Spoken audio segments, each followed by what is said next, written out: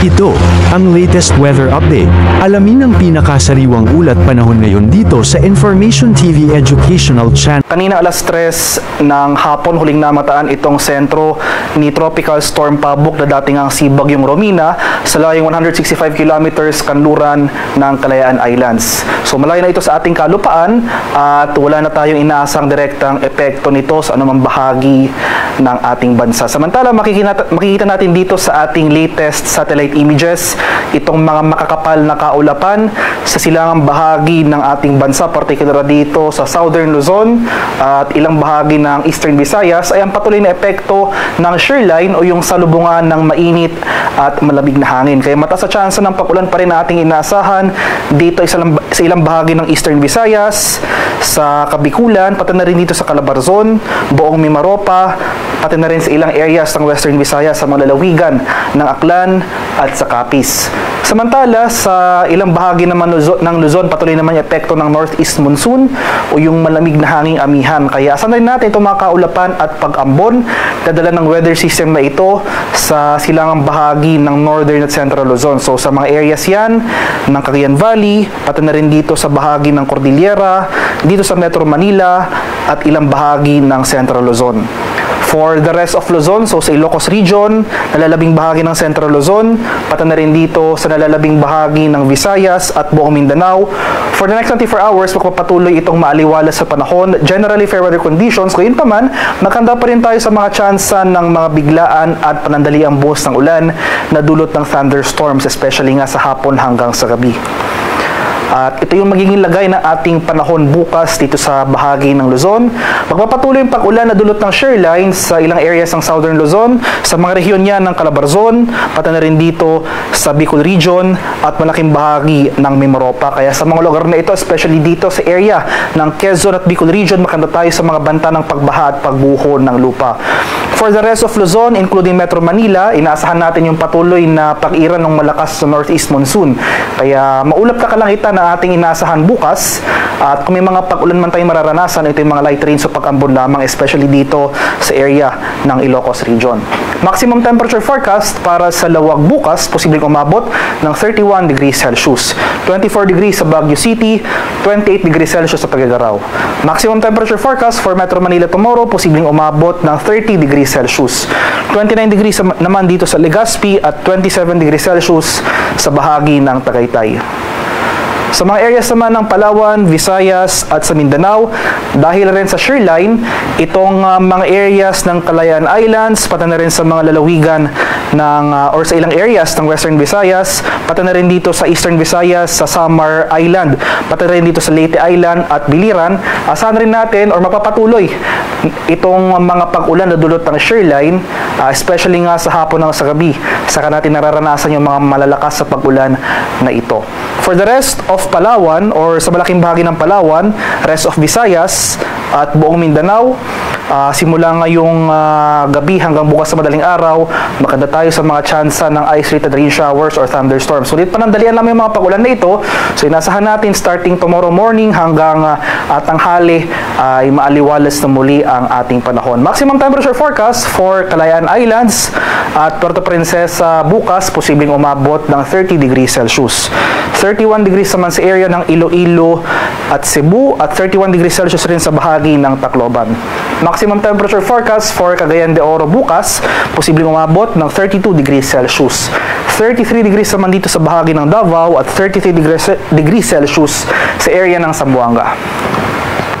At ito yung ating latest weather advisory na issued as of 5 p.m. today. So inaasahan natin itong heavy to intense rains na dulot ng shearline. So ito yung mga lugar shaded ng orange dito sa mga lalawigan yan ng Camarines Sur, Albay, Sorsogon at Catanduanes. Moderate to heavy naman sa mga areas shaded ng yellow sa mga lalawigan ng Quezon, Camarines Norte, Marinduque, Romblon, Masbate, Samar, Eastern Samar, Biliran, Leyte, Aklan at sa Capiz. Kaya itong mga lugar na makakaranas ng heavy to intense rains, inuulit ko po sa mga lalawigan ng Camarines Sur, Catanduanes, Albay, Sorsogon at Northern Samar, maghanda tayo sa mga banta ng pagbaha at pagguho ng lupa dahil ito nga yung mga lugar na pinakamaapektuhan ng mga pag-ulan na dulot ng shearline. So yung time period po natin, simula ngayong hapon hanggang bukas ng hapon.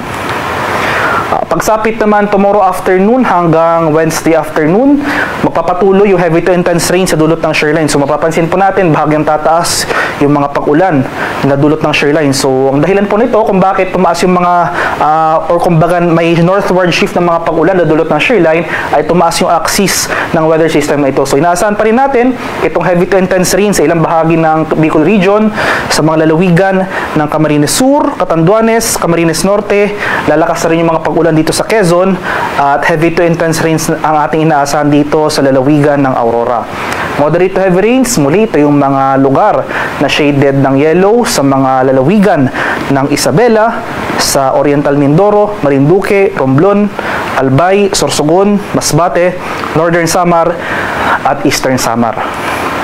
Pagsapit naman ng Wednesday afternoon to Thursday afternoon, inasan pa rin natin ang patuloy na pag-angat nitong shoreline, yung mga pag-ulan na dulot ng shoreline. So, ilang bahagi na rin ng Cagayan Valley or itong northern portion ng Cagayan Valley makakaras sa mga pag-ulan na dulot ng weather system na ito.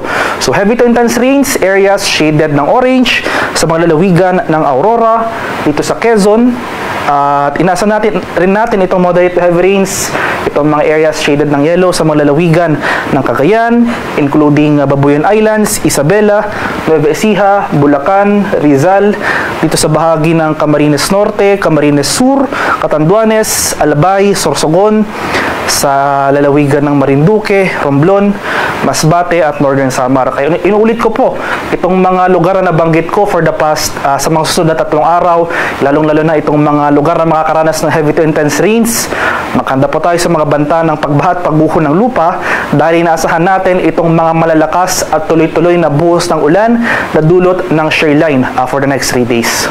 Kaya mantabi tayo sa mga posibleng heavy rainfall warnings o yung mga rainfall advisories na ini-issue ng ating mga kasamahan sa Pag-asa Regional Center sa ating mga lokalidad. At sa kalagayan naman nating karagatan, as of 5 PM today, may gale warning pa rin tayo nakataas dito sa northern and western coasts ng Ilocos Norte. So sa mga bayan niya ng Pagudpud, Bangi, Burgos at Pasukin.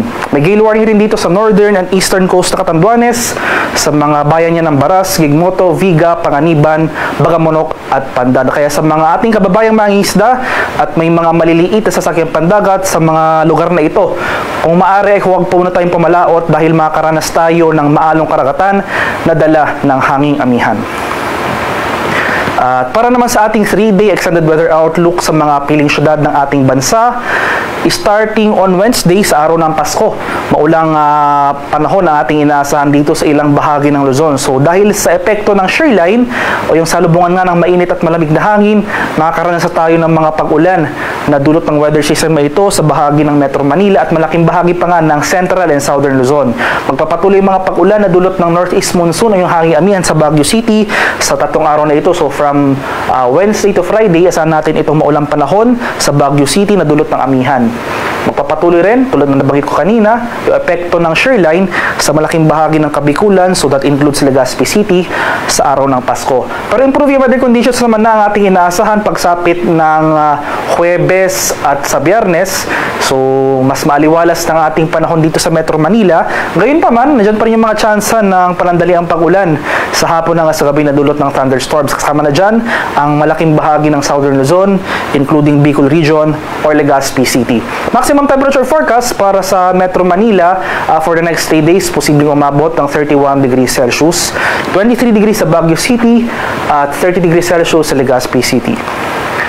Sa mga areas naman ng Visayas, itong Western Visayas at Eastern Visayas, dahil sa shoreline, makakaranas pa rin tayo ng mga pag-ulan sa araw ng Pasko. So, itong area ng Iloilo City at Tacloban City, maghanda pa rin tayo dyan sa mga posibleng banta ng pagbaha at mga landslides. Pero sa Central Visayas, magpapatuloy yung fair weather conditions for these 3 days at improving weather conditions na ating inaasahan dito sa mga areas ng Western at Eastern Visayas from Thursday to Friday. So maximum temperature forecast for Metro Cebu sa susunod or sa 3 araw na ito, posibleng umabot ng 32 degrees Celsius. 32 degrees rin sa area ng Iloilo City at 32 degrees Celsius sa Tacloban City. Sa araw ng Pasko naman, dito sa ilang areas ng Mindanao, sa mga syudad yan ng Metro Davao, Cagayan de Oro City, at Zamboanga City, makakaranas tayo ng generally fair weather, maliban na lamang sa mga panandaliang pag-ulan na dulot ng thunderstorms, kadalasan sa hapon hanggang sa gabi.